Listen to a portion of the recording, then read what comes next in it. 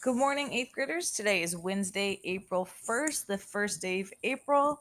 We're going to continue on with our Texas Independent notes today from this packet. We are going to be finishing off the last two pages here, talking about Texas independence and then its unification to the United States. For today, I need you to do the bell ringer. We're going to finish up the notes in this video and then make sure that you're continuing to work on the Independence for Texas homework that is due this Friday, as well as answering the exit ticket on top of that. And then for today, our I can statement is explain how Texas became an official state of the United States of America, which we will be talking about here at the very end. So I'm just going to go ahead and get started. A little bit of review about what we talked about yesterday. We were talking about how William Travis was appealing with a letter for aid to see if he could have people that would help him defend the Alamo against the Mexican army that was led by Santa Anna. So at this point, there is the Texas soldiers and volunteers inside the Alamo are wildly outnumbered, from about 180 to about over 200 after the 60s sneak into the Alamo to help defense, against Santa Anna's Mexican army of a couple thousand, closer to 6,000. So we're going to go on and start with the final siege. This is the end of the defense of the Alamo. For 12 days, the defenders held off Santa Anna's troops. So for 12 days, those the drastic, like being outnumbered, having no supplies, having no medicine, having no barrier from the elements, they were able to hold on for 12 days. On March 6th of 1836, Mexican cannons broke through those walls. Remember, they were 5 feet thick walls from the Alamo that surrounded the entire property, and Mexican soldiers poured through the wall. So they were able to, you're probably wondering how they were able to block off these thousands of Mexican troops with only a couple hundred men. And they were able to do this by just using rifle fire to keep them at bay. So by lining up rifles along the Alamo, they also had the advantage of being inside the boundaries. So they were protected by that as well. And they were able to see what was going on the outside, unlike the Mexican soldiers that might not have even been aware of how few men were on the inside compared to what they had on the outside. On March 6th, 200, or I'm sorry, we just read that. I apologize. 182 Texans and 600 Mexicans lay dead after the 12 days of defending the Alamo, and five survivors, including David Crockett, who we talked about yesterday, were promptly executed. So there were very few people that were able to survive and tell this tale. Some that were not, some that are meant, or some that were mentioned in history textbooks, but not mentioned in this slide or on these notes, is that there were a few women and children, as well as servants, that were spared and left to go free after this defense of the Alamo and the surrender of the Alamo. This, plus the slaughter of several hundred Texas soldiers at Goliad, caused Sam Houston's army to grow much larger. So, Sam Houston, who was the commander of the Texas, the commander in chief of Texas forces, was obviously now willing to strengthen the Texas army to kind of continue to gain that desire for independence away from the Mexican government, as well as just kind of maintaining their own independence. So this gave opportunity for the army to grow much stronger and much larger. So Texas independence, I just mentioned Sam Houston, who was now the commander in chief of the forces, continued to build up his army, make it stronger. On April 21st, 1836, Houston decided that the moment had come to make another attack on the Mexican army. The Mexican army was still led by the previous general Santa Anna, who was the one that led his army against the Alamo, and they camped near the San Jacinto River. So this is significant because this event happened only 6 weeks after the surrender of the Alamo.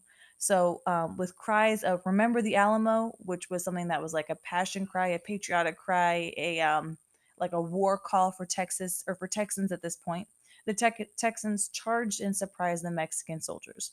So the battle only lasted 18 minutes, which is like maybe 3 times longer than this video is going to last today. And the Texans killed 630 Mexicans and captured 700 more. So you have to really see the strength and the numbers that Sam Houston was able to build in his army now compared to what was previously represented in the Alamo. Also, I want you to kind of keep in mind Sam Houston. That name should sound familiar, kind of like Houston, Texas. So you can kind of see how these major cities in Texas were named after these war heroes. So just kind of a little side thought. The next day, Texans captured Santa Anna in person and forced him to sign a treaty granting Texas its independence. So Santa Anna was supposed to represent, and I say supposed to because obviously we now, little hint, it doesn't work out this way. Santa Anna was forced to sign the treaty as a representation from himself and the Mexican government to leave Texas alone and let it have its independence as its own kind of state under its own government entity. So I said supposedly because that does not work out, which we'll talk about here in the next couple slides.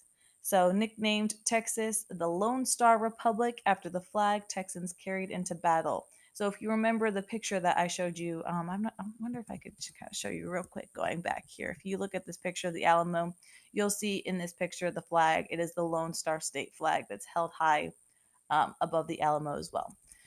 So going back, I apologize. So Lone Star State being because there's only one lone star or one single star on the flag, as it is representing its own independence.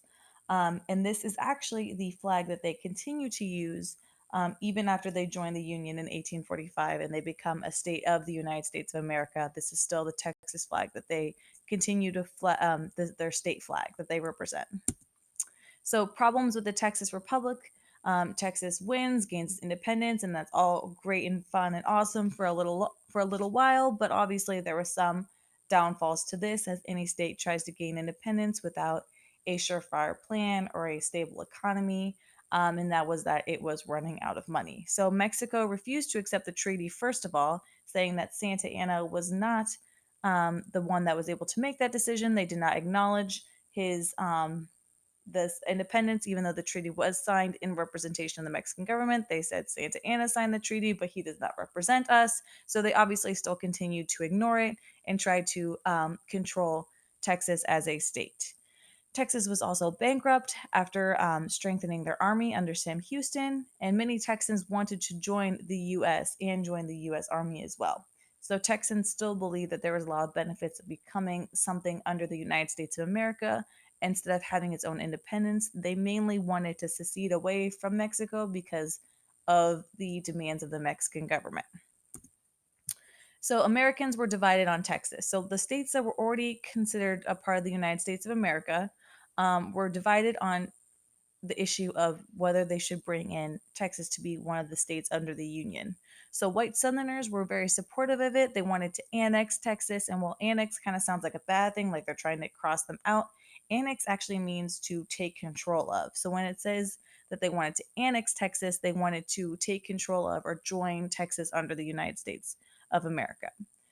But many Northerners were against it because anti slavery feeling was growing in the North. So Northerners were typically against slavery, but Texas or Texans typically had slaves that were working on their plantations or working in their farms. So the Northerners were against it, the Southerners were definitely supportive of it. Also, at this time, the presidents of the United States and the government were trying to make sure that slave states and non slave states were equal in population. So they were worried that bringing in this large populated state, such as Texas, into the Union would kind of offset or tilt that into the slave state um, like scale. So making it so that there was more states and more populations that were pro slavery versus anti slavery. President Jackson also worried that annexing Texas would lead to war with Mexico. So that was one thing. Since Mexico refused to acknowledge the treaty that was signed by Santa Anna, they didn't want to step on any toes and they wanted to continue to have peace and neutrality with foreign countries and foreign nations. So this right here is the end of our notes. I just want you to kind of keep 4 points in the back of your mind as we move on and we look at Manifest Destiny again in this new packet of notes that you should have, but we'll talk about that next week. Is that at this point in 1845, which is when Texas became an official state of the United States of America, December 29th, 1845, Manifest Destiny and the idea of continuing to grow America as a nation was still growing. That desire, that adventure, that like that need to continue to maintain more territory was still growing. Uh, Also, the presidential election that was in 1844 led to the President James K. Polk, who was the one that passed the resolution to annex Texas in 1845. So keep those things in mind as we go forward. And with that, tomorrow we will work on some activity or project or assignment on Google Classroom that has to do with the Alamo and Texas independence. And then on Friday, I will give you a work day to continue working on your homework assignments. So, with that being said, continue working on your homework. Make sure you're getting the exit ticket and the bell ringers. And I hope you guys have a wonderful evening. I will talk to you guys soon.